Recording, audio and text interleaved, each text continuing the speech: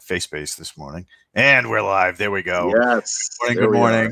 Hello. We're not going to waste any time with the intro because, oh my God, there's just so much to get into. Yeah. We unless you want me to play the intro, in which case, make it all official. You But can if you want to. Let's make it official. You want to make it official? All right. Put some sheen on it. All right. Oh, this gets weird for a second.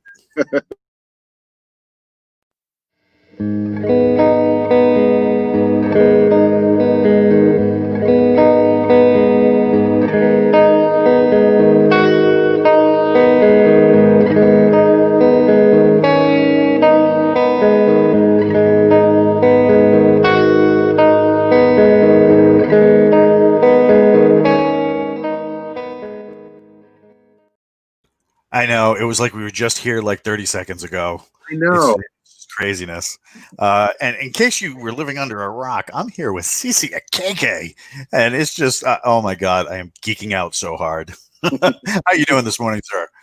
I'm good, man. Good to see you. Good to be here to talk. Oh my God, I was like Nathan saying you're way up too early. Yeah, no doubt. Yeah, I am. If he's talking to me, then yes.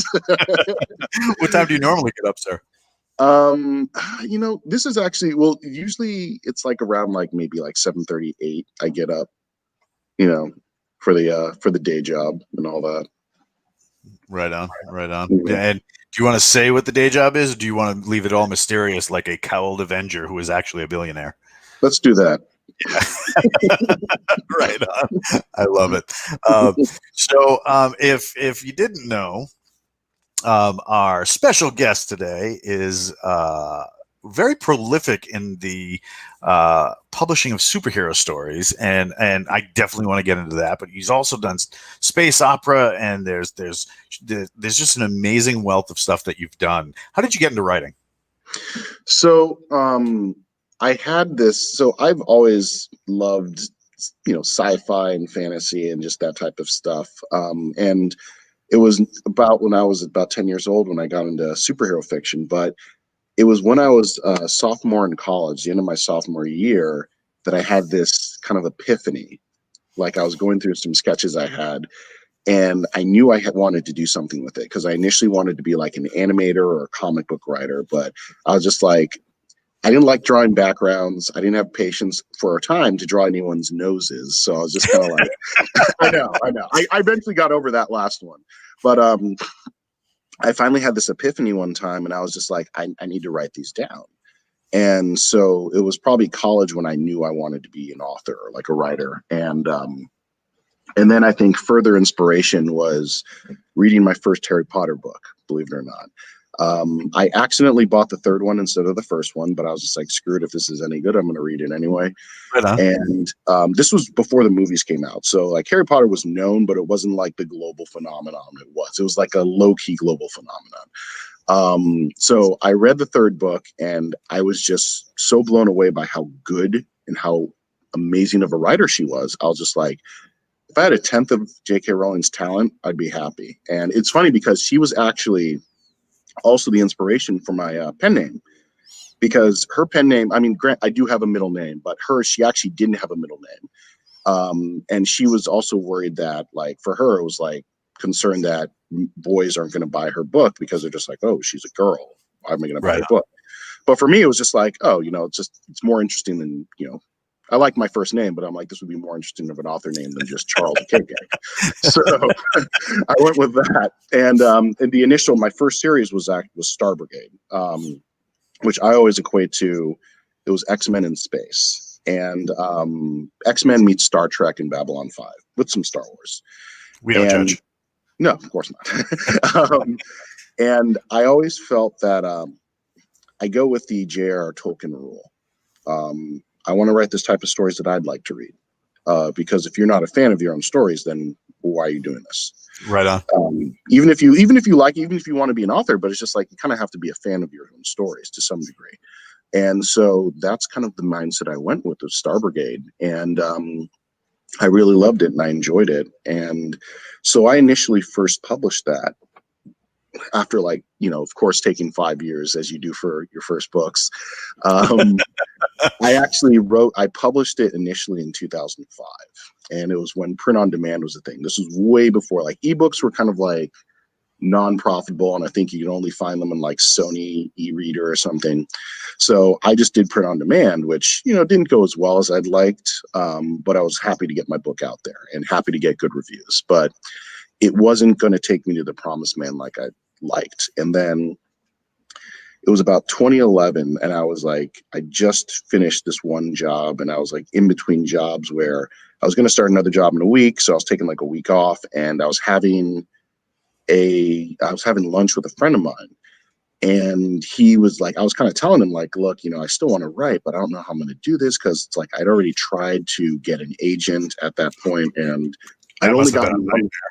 Yeah, well, I only got one response, and that was just a rejection, because it was too long. That was one of the things. But and then he was saying like, hey, well, have you thought about like ebooks, like Kindle Direct Publishing? And so he kind of told me all these things about KDP, and this was like in the early like Wild Wild West days, when you had these like Amanda Hawkins. She was the specific example he used. And I was looking, I was like, oh my God, I didn't know you could do this with Kindle. Like, I knew Kindle was a thing at that point, but I didn't know you could self-publish. And I was just like, it was great, because at the time, like if you did print on demand or if you did like straight self-publishing, there was always a steep cost you had to pay. Right. Yeah. And this time you find like you didn't. And I was just like, this is great. I have to do this. So I went back and I rewrote Star Brigade. And then it was interesting because I republished it as an ebook, and then I actually like how long ago was it? It was like 2 years later.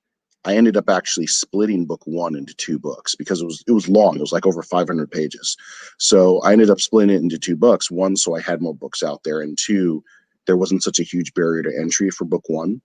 And then I ended up there's another book that I'd written like that was a sequel, and so I published that, and then I did another book along with I did an anthology, and then I did a couple novellas. And so what I ended up doing with Star Brigade, as much as I love Star Brigade and I love the universe, and I still have lots of plans for it, it wasn't quite selling the way I'd liked. So there was another idea that I came up actually with like 2005, 2006, and it was for a superhero series. It came around the time the initial inspiration came from Astro City, and also Hero. Nice. And a little bit of Carnival, actually. Oh, wow. Yeah, because it was kind of like a situation like the initial foundation of the Pantheon saga is kind of like just, how would it be if you have kind of like these costumed and caped heroes in a modern day society? How would people react? But do it in a book form. And then at the same time, you have, and this was actually this idea that I'd had because I was so unsatisfied with what they were doing with Superman. Because I think I'd read this article at the time with all the failed attempts since like the Quest for Peace to come up with a new Superman movie. And it was like comically bad. I was like, this is so awful and so outlandish. This has to be true because it's Hollywood. Right. So I came up with this kind of idea for a first movie. Like, what if you did a Superman movie where you saw the respective journeys in the eventual clash of Superman and Lex Luthor, where you see their origins. You see Superman actually as a kid learning his powers.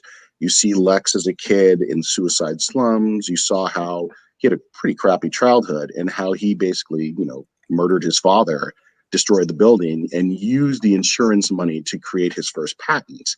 And then you see his rise. And then at the same time, taking some elements from that Birthright miniseries, you see Superman kind of like traveling the world. Like, first off, you see the tornado, and unlike in Man of Steel, he actually rescues people. And this is the first time he flies. Oh, there's Josh. There's Josh. He actually rescues people and he flies for the first time. But even though he saved a lot of lives, he still sees, I could have done more.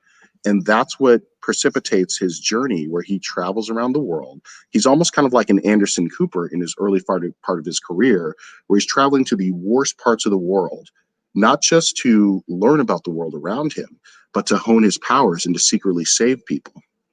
And so at the same time, then Lex is actually, he's building his company, he's building LexCorp, and he's keeping track of what is going on. These disasters that are getting averted at the last minute, something's up. But anyway, without getting too deep into the weeds, that kind of rivalry, that parallel paths is kind of what I ended up using for the Pantheon saga. And so since I saw my idea probably wasn't going to get through, I was just like, I'm just going to use it for me. So I ended up then, that's that's book one's cover. And so then I think it was around 2017 when, after I'd done the fourth Star Brigade book, that's when I was like, okay, this is a good enough off ramp where I can start on the Pantheon saga. And it's been super fun because since I'm a huge fan of comics, at least, comics way back when, I'm not so much a fan anymore. Like I don't purchase regularly, and we can get into that. We're going to get into that. But I'd say that one of the things I took from it in terms of the setting, a lot of times with superheroes, they create these fictional cities that are flavorless and have no personality, like Keystone City, Central City. It's just like these cities are just like, or even in the shows and the movies, it's like I think in No Ordinary Hero, that show on ABC like years ago, Pacific City. It's like Jesus Christ, dude. They could try a little harder. Yeah, try just a little bit harder, because I think as important as a hero is, the location has to also be a character in the series. Oh, look at Gotham City. Gotham City is practically a character in and of itself. Yes, exactly. And that place is like a meat grinder. Yeah. Yes. Yeah. So what I decided to do is, and I think this was based on a visit that I had like years ago, where I just decided, I think it was 2007, just one day I took a day off work, and I just drove up to San Luis Obispo County, which is about 4 hours north of Los Angeles. And I thought to myself, what if I did a fictional kind of metropolis? Because like the thing of SLO County is that it's a bunch of like small sized cities, small towns. It's wine country. You got Hearst Castle up there. It's, lots of cool places up there, but it's not, there's no real like major city in that area. So I thought, what if there is kind of a fictionalized city that's kind of like a metropolis in between San Fran and Los Angeles? So that's where San Miguel came from. And it's a character like you have, and I kind of had it set up in a way where it's almost very similar to LA in its own way, where you have the downtown, but you also have a lot of suburbs around it. But at the same time, it's like, it's a character, and you're exploring like each book, you're exploring a different part of the city. You're seeing another part of the city. You're seeing another layer. And I found that pretty fun. And I think it informed to, okay, this is what the character is exploring. This is what the character has to get to know. And so with the city itself and with the characters in it, I made it where I just kind of, for me, it was just inspired by my experience when I was a kid and I came to LA. It's like, I'd never seen so much diversity in my life, because before that, I'd lived in St. Louis, I'd lived in Atlanta. And then I'm a 10-year-old kid coming to California. It's like, I'd never met Korean people before at that point. I'd never met Filipino people before. I'd never met Armenians before. I'd never met Mexicans before. So it was just like this cornucopia of diversity that I'd never experienced. And so that's kind of how I informed. It was so funny because in some of the reviews, some people actually got mad about that. What? They're just like, it's too much diversity. That's the way LA really is, though. Oh my God, yeah, I know. That's California. In many ways, California, that's how it is. So it is, whatever. But basically, that's one of the reasons with the diversity. I think it's there, but there's a bit more of an emphasis in the first one or two books, but ultimately I make it where it's like, these are characters who just happen to be of this ethnicity. Their ethnicity or their gender or who they love it's not the entire thing of their character. It's just aspects of who they are. And I make it where it's like, you get to know the characters, you get to know their personalities, their likes, this is who they are. And there are even some characters who, like, okay, they don't really seem that important at first, and then all of a sudden they become much more important. But I feel ultimately, when it came to this, that's book 5. Yeah, that's book 5. It's been all over Facebook the last few days, and I'm just like, I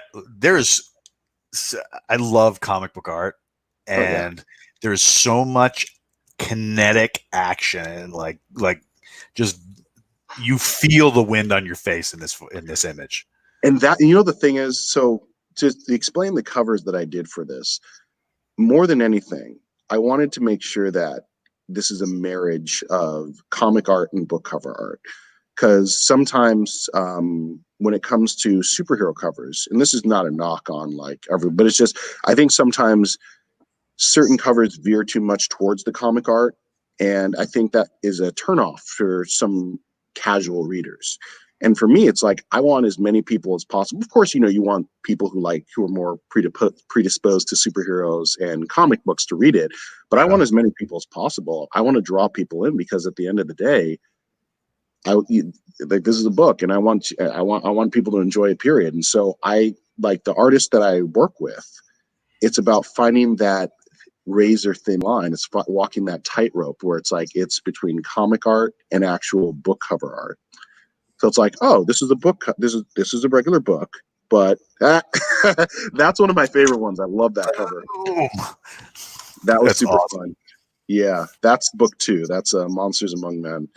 And another thing too, one of the most important things for me when it comes to these books is the journeys of the main characters. So aside from just the fact that you have this rivalry, this feud, I don't have the hero, like he's not saving the city immediately after in the end of the first book. Right. It's just because I want to make sure that this is a huge life shift. Like, okay, you're getting powers. That's still a lot to process, especially when you're a teenager. And so it's like we're seeing that maybe he kind of has to get the rose-colored glasses ripped off. Hold on real quick. Salud. Sorry about that. Okay. It's like he has to get the rose-colored glasses ripped off when it comes to the reality about heroes. And the villain, like what exactly turns a guy evil? Why is it that he, you know, and the thing that I love is that when it comes to this villain, in his mind, he's right.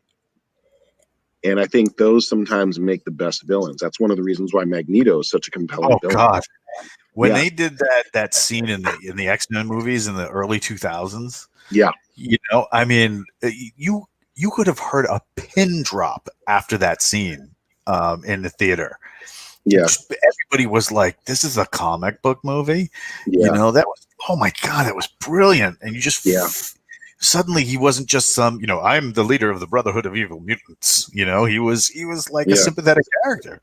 Yeah, exactly. I mean, I'm curious as to how they're going to make that work when MCU does a reboot, because I'm like, he's going to be way too old for the Holocaust connection now. Yep. Yeah, but I'm curious. We'll see how that goes. I mean, but there's so much other, and you know, as dark and grim as this might seem, there are so many other tragedies that have occurred since then that are more current. And that's not to take away from what the Holocaust meant to so many communities, and what, or to kind of say, hey, let's use this awful thing to sell comics. You know, but I think that's it informs it informs their backstory and their yeah, absolutely. And like, for instance, even with Magneto, I mean, one of the things it just popped in my head, they could use the Munich bombing. Oh my God, yeah. That would be perfect. Like the Munich bombing, or maybe, you know, his dad was like one of the people who kind of helped avenge, and maybe something happened to the dad. And by the way, that's another thing too, is one of the things I also love doing with this superhero series is that obviously there's going to be fictional events that kind of make sense, but I like weaving in real world events and kind of like having a twist, like, hey, there was something behind this. Maybe it's not quite what you heard. That could work too, Rick. Actually, that could be cool. Yeah, because that was like, yeah, that's, you know what, that's recent enough. That was, I remember, God, that's what actually when I came to because I'm old enough where I'm not like old, but I'm old enough where I remember when Yugoslavia was actually a country. Right. But yeah, that actually could work. That's a good one, Rick. I like that. But I feel that with when it comes to these conflicts, like the thing that we're also seeing with the Pantheon saga is that throughout these 5, now 6 books, along with some of the novellas, we're also seeing the passing of the guard. Because this is a big issue with mainstream comics, particularly the big two, is that you have these apprentices or heirs in waiting, and they're kind of just spinning their heels. Maybe they'll get the cowl or they'll get the recognition for like a little bit, like when Yeah. you had Dick was Batman, which is actually a good thing, or you had Bucky as Captain America, or Sam Wilson as Captain America, or Laura, or what's her face, X-23, she was Wolverine for a minute, and then all of a sudden they snatch it away and they push it back, and it's just so many missed opportunities too, because the yeah, the Bucky thing was really cool, it but was. I just They kept remember, reminding us. They kept reminding us that he was not yeah. Steve. But that Sam Wilson run where he takes over for Captain America, and the issue 1 was okay, but issue 2 on, the thing that always gets me about it just hits you right in the feels, is that they're always trying to live up to being Captain America rather than being Captain America, and yeah, that's issue 2 of the Sam Wilson series. I just remember that vividly, just because there was he's sitting on a, now if you need spoilers for a 6-year-old comic, It's been out for a while. Come on. Yeah. So he's sitting on an airplane, and there are these 2 kids just kind of having a conversation, and they see on social media something about Captain America, and that's not the real one because he's got wings. And the kid takes his, I don't even have my cell phone. The kid takes his cell phone and pans it around to kind of like get the screen away from his buddy, and he's seeing Sam Wilson from here down, like as if he's wearing the mask, and he's like, dude, are we sitting next to Captain America? Like, and the other kid was like, well, even if we are, he's not the real one, and he's just like, oh, dude. But then like the rest of the series, he goes on to kind of like Bucky get into his own, and it was really well done. And also another thing too, one of the biggest problems, like you hit the nail on the head. They do that, they take it away, and then the big problem is that instead of just creating a new character, yes, you get these legacy characters where they're just taking the mantle, so it's not really theirs to begin with. And it also creates the problem. Like I remember when Marvel, I think Marvel did this, or DC, it was Marvel did this, where they kind of had, we're going to have Iron Man, she's going to be now a little black girl, and Thor's going to be Ironheart, right? Yeah, Ironheart, and then Thor's going to be Jane, and then it was actually around the time that's when Sam Wilson became Captain America, and it's unfortunate because I'm all for, again, come on, look at me, I'm all for diversity here. But, you're a giant. I know, giantism, and that's what do you call it? Earlier, Atropia veteran. veteran, yeah. We missed to talk about coffee. I feel cheated. Earlier, C.C and I were talking about how coffee stunts your growth, and the fact that he is 6'19", and we, as big as my personality is, we all know that I'm Wolverine, comic book Wolverine sized. That's who you are. You're not Batman. You're Wolverine. You're Logan. You're James Howlett. Right? You're secretly James Howlett. Right. So I'm only 5'5", but I've been that's Wolverine side. That's perfect. Yeah. I mean, well, it worked in the army because I was always the guy that got to crawl through the small spaces.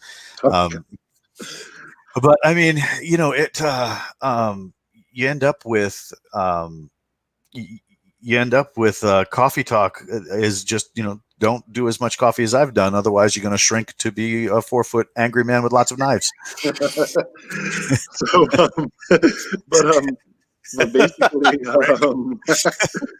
basically, the whole thing with that is that you have these characters who they're never going to live up to it. They're never be able to really come into their own. And then you have, when they actually do characters of diversity, we're supposed to only care about them because of their color, because of who they love, because of their gender.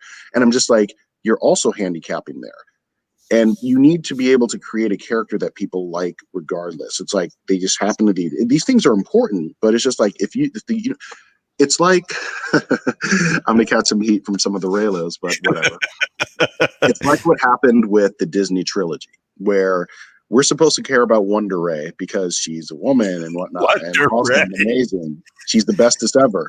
And it's unfortunate is that Ray kind of had all this unearned power, and we weren't with this. We weren't with her on the journey like we were with Luke Skywalker, or we weren't with her on the journey like with Tony Stark. Even though Tony Stark had everything you could want, this was a man who was spiritually dead.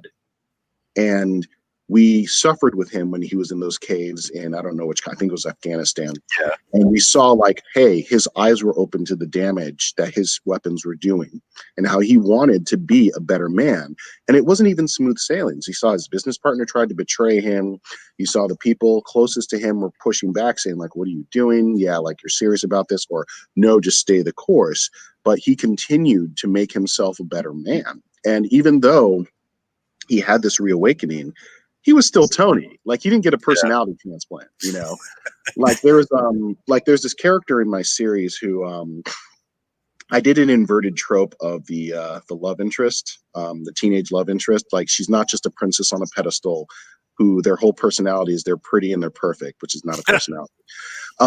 Like what if this person is like she's kind of a mean girl, and it takes the hero a while to see that in book one. But we kind of see her like kind of come into her own as a character. And she's still petty. She's still a bit of a narcissist, but she's loyal to the people she cares about. And she's there. She's like ride or die. And she's caring when you get to the heart of it, but she has not gotten a full personality transplant. So, and it's that type of thing. I love kind of playing with those tropes, or even the situation with the hero, because a lot of times, and I've noticed this in like just mainstream comics and other stuff, is that, oh, if I'm going to be nice to this person, I'm going to be nice and stay here, kind of orbiting around, you know, it's kind of manipulative when you think about it, the person being a nice guy. Like they're just waiting, they're basically doing this so they'll like them. It's almost kind of manipulative. So I'm just like, well, what if he's kind of like, I'm going to live my life, I'm going to grow as a guy. Hey, if you come back into my orbit, awesome. And that's kind of the journey also of the hero. It's another separate journey of the hero where he's going to become his own man who's not just pining for this one love interest. Some people don't like that, actually. Some people got kind of weird by that because he's a bit of a man slut, I'll admit. But at the same time, it's kind of like this is his journey as he's become like this is a kid. He's still a kid. He's like a teenager. So he's learning how to be a better man during this. And especially, this is a kid who's had to do this with an absence of male role models in his life, because he actually, when you look at it, he's surrounded by women, not just like love interests. Like he has his friends, he's got his mom, he's got his mentor, who is like basically the equivalent of like Wonder Woman in this world. And, you know, he's just surrounded by women, but they don't neuter him. They don't emasculate him. They actually make him better. They make him stronger. So sounds like my teenage years. Yeah. And he's got guy friends. Don't worry. He's got guy friends. And I think it's very important that he's got that. You have to have these guy friends. Even his best friend, the whole purpose of that relationship, the whole like basis, I got the inspiration from Superbad, from the Jonah and Michael Cera relationship, where they're there for each other, but they're just super vulgar with each other, and they just kind of say these things. But because it's like these are teenage kids, they're not going to talk like, "Oh, I'm going to talk like this." It's like, no, they're teenage kids. They're going to be very vulgar and dirty with each other, and they're going to be honest with each other. So I made it as much where it's like, of course, you have the superhero background, but this is also a story. You have these characters, and they draw you in. That's what I love most about it. I love that's the thing. I love hanging out with these characters because it's like, it's so much fun, and it's so much fun further crafting their stories. So when in my books, it's obviously you get the superhero action, big damn superhero action, as I like to call it. But ultimately you have a reason to care about both the hero and the villain, not just when they're doing superhero stuff. It's kind of like, it's one of the reasons why the John Byrne Superman did so well. And even, I wouldn't even say the Frank Miller Batman, but I'd say the John Byrne Superman, because it wasn't just, okay, just holding water, waiting for Superman to show up. It's like, no, you actually care about what Clark Kent's doing. And it's kind of the thing with this, is that you care about what the name of the character, Hugo Malala, you care about what he's doing while he's not in costume. And you see that, okay, how does his presence affect the people around him? Right. And also, what are the people around him are not just waiting for him to appear in their orbit. It's just like they're doing stuff too. They have things going on in their lives. So that's one of the things I love doing about the story. Like even just book 6, yes, you love them when they're humorous. I don't know who that is, but that's awesome. He's right. Shout out to the illustrator. Yeah, I give them a life. I make them people. I flesh them out. Like even just like somebody who he's kind of having a bit of a disagreement with in book 6, I kind of show like, hey, this person's applying for an internship somewhere, and he just kind of finds out about it offhand. And even though they're having a disagreement, like the main character is still in this person's corner and Right still on. like, no, I want them to succeed because they're doing all this stuff. But I think book 6. So book 6 is called United We Stand, and that's actually coming out on the 28th of this month. This was it was interesting because on one vein, it's the 10th full-length book I've written. It's a 6th book in this series, and what I really love about it is that I know game changer has been used so superfluously in many ways, but I can honestly say with this book, like nothing is going to be the same after this, because sometimes you get to a Rubicon. Yep, that's the cover. So when you're saying that nothing will be the same, is this like in Invincible when they had that moment, or is this like a tragedy? Yeah. It's so I kind of already had that moment early on in the series, but this is like, I think the best way to describe it, this is kind of like the Half-Blood Prince. The Gotcha. Half-Blood Prince, or even like a Storm of Swords, where the entire fabric, the entire framework of the series is going to change. Like going forward, it's going to be a completely different set of rules because of what shifted. And I think it will be really satisfying. I hope it's satisfying. I really Kind of like enjoyed it. Marvel Civil War style changes. Yeah. I actually didn't I liked Civil War, the movie, better than the comic book. Me Just too. because honestly, like reading, like it didn't seem to me like Captain America. Like Captain America was not acting like Captain America. He was kind of like some edgelord who just had who hadn't gone beyond prepubescent phases. And like, like just how he was acting with Iron Man, I'm like, that's not how Steve Rogers would talk to Iron Man. Like, what is going on here? Like, I love the premise. I really like the premise in terms of why it happened, even though I'm surprised this wouldn't have happened sooner. But I feel that with what's going on, I tried to make it where it's like, and also sorry, I'm jumping around thoughts here, but with this book, one of the things I also tried to do with Pantheon Saga is I tried to do like an escalation, but a slow burn escalation, because I didn't want to have him, he saves the world in the first book, or he saves the city in the first book.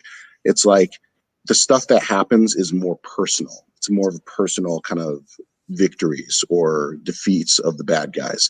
So that by book 4, I don't want to give it away for people who haven't read it. By book 4, when the event happens in book 4, it feels earned because you've been there with these characters. And then book 6, like once people read book 6, they'll see when I talk about escalation, it makes sense. It's a natural progression from where we've seen these characters heading throughout the series. Like, oh, okay, I could get that because I've been with them, you've developed them, you see what their journeys, you've seen their stumbles. And then it's like they get to this part, it's like, oh yeah, that feels natural. That feels like it makes sense. But more importantly than anything, particularly when it comes to the villain and the hero, with the hero, you see the people around him that keep him grounded. And he's, as much as he loves being a hero, he is so married to keeping normalcy. Thank you, Jeff. He's so married to having that normalcy in his life. Like particularly when it comes to the girl that he's with, the woman that he's actually, she's not a woman, she's a teenager. The girl that he's with at this point, she actually doesn't know about his double life, and he kind of wants it that way because he's just like, I can just be this with her. Yeah. And he loves that normalcy because his life is so crazy as a superhero. He's just like, I gotta stick here. But and even with the villain, one of the things I tried to do with the villain is, even though he's maniacal and evil and twisted and a sociopath, those are his good qualities. All redeeming qualities. Those are good qualities. I think the relationship with his wife is so important. And because she's the ride or die with him, she's his partner in crime. But I also had this scene, and I thought it was so important to have this scene where they're just kind of out. Like people, their public identities aren't really known, but they're just kind of out having dinner, enjoying dinner with each other, and just talking about, well, after we finish our mission, what's next? What do we want to do? Just kind of thinking about that future with each other as not just scheming to do whatever they're going to scheme. Right. And I love that scene because, again, it kind of humanized them. Even if you hate them, it's like, hey, it humanizes them because this was something that he didn't think that he'd ever be able to do again. And so I thought it was so necessary for him to kind of really have that or have those moments with her. And I think you'll see as he kind of dips further into the well of villainy, island of villainy, you'll see like, okay, is that relationship going to fray further? Yeah. Is he going to be able to hold on to that? Because I think we'll see. I'll toy around with that. I kind of I teased at something in this book where it's like, ooh, this could be a fracture here, but we'll see where that goes. I think that'll be something that'll be fun to play with in book 7. So when does book 6 drop? January 28th. So it's going to be Thursday of Thursday of next week. and how many do you have planned? Oh, I don't want to give that away yet. Okay, yeah, don't. I have definitely a decent amount. Like I think with this book, with this series, I definitely have some more. I have some great ideas for where I can go. I also have a lot of great ideas for novellas as well. Like I love doing the in between. Like, hey, this kind of happened here, this happened there. Because I almost forgot to mention these. So I did 2 novellas for this series. One of them was called Friday Night Frights. The other was called New Year's Evil. And the great thing about that, I know. I play with holidays. But what they were is they dipped into the urban fantasy realm and horror fiction. So Friday Night Frights basically is the introduction of the supernatural into the Pantheon's universe. So you see vampires, you see werewolves, you see some magicians. And it makes sense. Like I was able to fit it in during book 2. Like there was just something that happened in book 2 that I kind of tease at, but I don't really talk about. Like, because I was like, God, there'll be like a whole nother scenario. And this is what kind of expounds on that. And then New Year's Evil, you get full-on werewolves, and then you also get a Wendigo. Because I've always thought Wendigos are cool. Ever since that like X-Men game, I've always thought like Wendigos are kind of cool. But I make mine not like the big hulking white creature that you see in Marvel. This is like the skinny, rotted, like antler. That's Friday Night Frights. Yep. Yeah. And so it's the skinny, rotting kind of like mystical creature that has the deer antlers, like the full bloody rack. Yeah. So, and I swear, like the first chapter of New Year's Evil is probably one of my favorite first chapters I've ever written. And I'll tell you, it's funny. Like Jeff Haskell's going to love this. The first chapter in his Wraith book is probably one of the single best book chapters I've ever written because it makes you care about characters, their families, and then it just takes them away from you. And I loved it. It was just like in the minute I read, I was like, I devoured that book like after that because that chapter was just such a great lead in. And so with New Year's Evil, that was one of the things I wanted to do. So it basically, the first chapter of New Year's Evil is straight out of horror fiction. And it introduces you to the Wendigo. It kind of throws away some sacrificial characters, but it introduces you to the Wendigo and some of its abilities. And I was just kind of like, I loved it because it really kind of set the tone for the book and the threat that the heroes have to face. So I didn't do it. It's not my fault. So as we're starting to wind down, because I think my coffee cup is done. Earlier in the show, everybody's making fun of me because there was not enough coffee talk. This morning, I managed to get a Peruvian roast, which is Yeah, I don't drink anything in my coffee other than the coffee itself, so I can kind of have the taste of it. Yeah, Um, and I like the Peruvian because it's got an earthy, almost like a baked goods taste. Like it oh, feels like you're nice. eating a cookie, Yeah. but without all the Okay. sweetness. So, like in the morning when you wake up, what do you drink? Um, We got water. like orange juice, water. Yeah, I think this is the thing. I'm, I'm probably going to get shunned and made fun of in this comments, but I'm not really a coffee drinker. Yeah, yeah. We don't judge. That's New Year's Evil right there. That's the cover. And I just remember kind of doing some research before. Like that's the great thing is like with the cover artist, it's always a nice collaborative effort. So I did some research on just Wendigos, and so that was kind of the close approximation of like some of the stuff I saw. I was like, oh, that's perfect, you Right know. on. So, if people want to stalk you on the internet, where can they find you? So they can find me on ccekeke.com. So it's ccekeke.com. Or you can find me on Facebook, you can find me on the Instagrams. I have a Twitter, I don't really use it. Done But that a lot lately.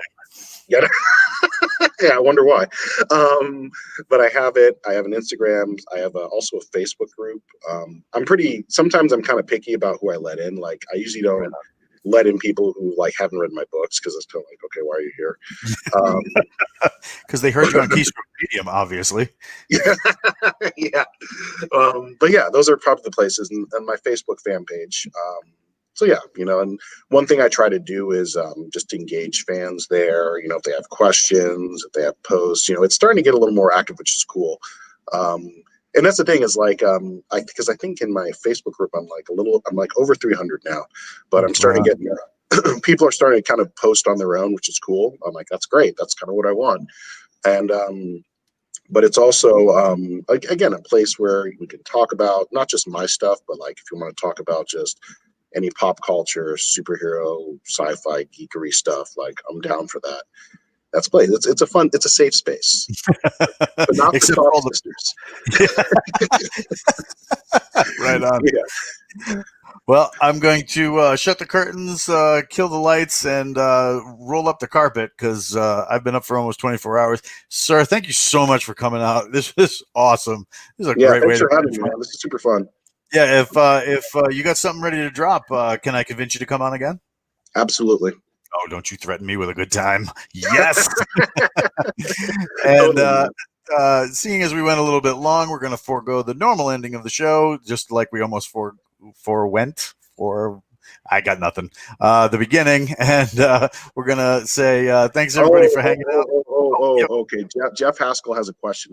I got time for one more question. Uh-oh. Is that it? What do you think of the High Republic? Oh, God. No. I'll tell you this. My thoughts on the High Republic. Have you read the first one by Charles No, Soule? God, no. I haven't read it. I'll tell you this.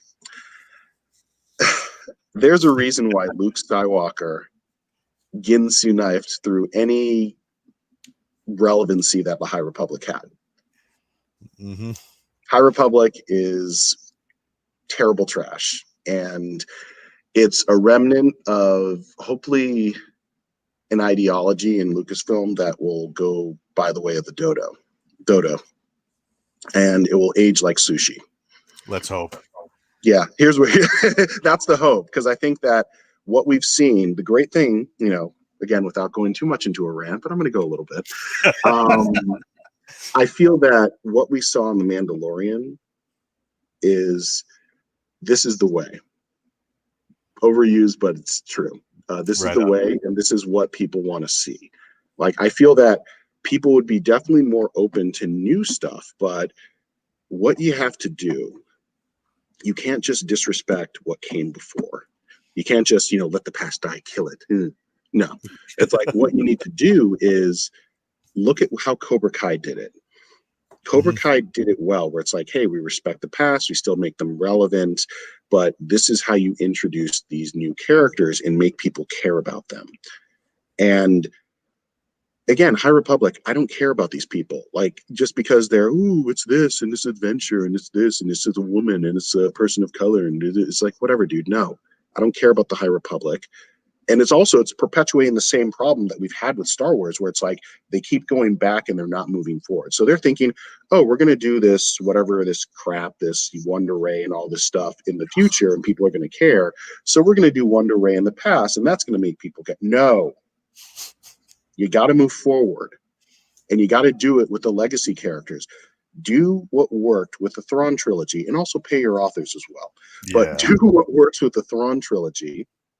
That's what can make it work, because you had the legacy characters, and then you also had these new characters. You had like the Mara Jades, you had the God, what are the name of those cool little aliens? Not the yell. I'm sorry. The Noghri, thank you. Yes, you had the Noghri. You had Thrawn. You had Grand Admiral Pelion, or he was just a captain at that point, I think. And it's just, you have these new characters that people care about, and you have them interact with the legacy characters. And I think the great thing is that I don't know who that is, but I got to find out who that is. I'll tell you after the just in case he doesn't want his name out there. I'll tell you who it is. But I feel that that's the way you have to move forward. Is you have to respect what came before, and then you move forward more than anything. And I know I made Jeff happy, but I made Jeff Haskell happy. But yeah, but that's, I mean, High Republic is trash, and it's going to, honestly, I think with or without Luke Skywalker coming in and saving Star Wars like he always does, it would have face planted anyway. It just face planted harder, because instead of just people just bombing on it, people just didn't care. Right on. So that's my thought on High Republic. Hey, don't forget to catch the rest of our shows on Keystroke Medium. Find us on YouTube, find us on the Face Spaces, and find us everywhere where you see an astronaut logo with a little bit of a microphone and a whole lot of reading and writing. CC, thank you so much for coming out today. Really appreciate it. Much appreciated. This was super fun. All right. And like I can't